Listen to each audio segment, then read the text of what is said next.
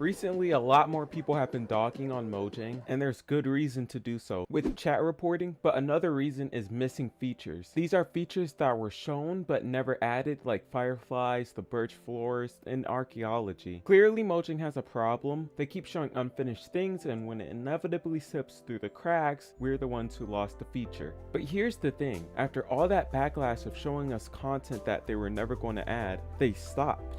Wait, back up a second. Isn't that a good thing?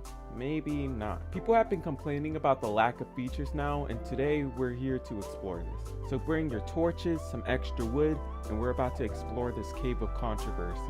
And every single one has sucked. Minecraft is in serious danger. So why was Minecraft Live 2022 such a letdown? There really was just basically no features present. Need to be aware just how truly dire this situation is. Minecraft Live was disappointing. First off, to make sure you're filled in, I want to talk about two things: opinions on Minecraft Live and opinions on the Minecraft mob vote. First off, I want to talk about past opinions and controversies of Minecraft Live. The last year we had 1.19, the Wild update, which was very controversial. The name Wild Update got named by the community the Mild Update. People were saying this update wasn't wild enough. People thinking that a Wild Update would have biomes rework like the birch biome and new biomes too. They felt hyped up for nothing. I think Lizard of Oz also makes a good point in his video. They introduce features so early on, or they get pushed back. By the time they come, you just think, oh yeah, they finally got added. Or you thought they were already added. Now on to the huge camel in the room. Get out. Now on to some missing features. Many of the recent features kept getting pushed back or cancelled. This happens to any game, sadly. When you have a schedule and you have to prioritize, sometimes you just have to cut things or pull them back. The problem is when you tell the public and they expect it in the game, and when you do this so much, people start to discredit you. The features that you announce then hold back on, by the time they come, people forget. People don't see them as a big deal, and the hype is gone. Archaeology had been one of those features to be left behind and forgotten. It was supposed to be a major feature in the 1.17 Caves and Cliffs update, which we now know got split into two. Even now, the bundle, which was supposed to be in 1.17, is just now coming out in 1.20 because they couldn't get bundles to work on Bedrock. But the one that tipped the community over the edge? The 1.19 Wild update.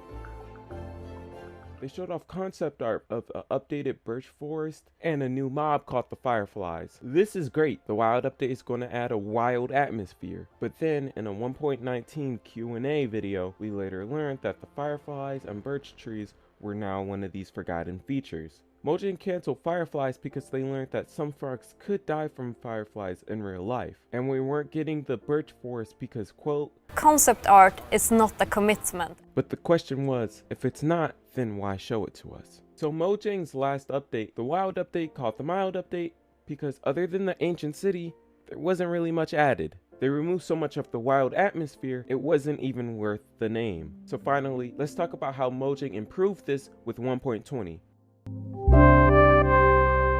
Also, if you're enjoying the video, then don't forget to like it. Mojang only showed off 4 main features of 1.20, but they had good reason. They took what people said with criticism and worked on it. They only showed features that they knew would make it with no concept art. It was a lot more closed off, and people don't like this. So far, people have the theme of calling the update a disappointment because it lacks features and no actual theme. It's also the same with the mob vote, which has had heat around it for years. Basically, the main complaints are that people are more unhappy than happy because of the outcome. People always lose out on cool mobs, and the content creators and influencers could move the vote. So what has Mojang done? Well, now with the 2022 mob vote, this is a personal opinion, but I think they did improve it. All the mobs in the 2022 mob votes are more fluff. The mobs are cool, but they're not game changing. Now you might be asking, why is that even good? Because no matter what you vote, whoever wins, each mob isn't game changing, so it feels more lighthearted and fun. But people still think that they should be removed or they should add all 3. By the way, I don't think they're going to add all 3. This is just what I think. It would take way longer for them to add all 3, and people forget that the mob votes aren't the only time mobs come around. So adding 4+ mobs every update would stack up fast, and it would be ridiculous. Because like I was saying before in the video, Mojang has to push back features as it is, so adding all 3+, that would be kind of ridiculous. But tell me what you think in the comments.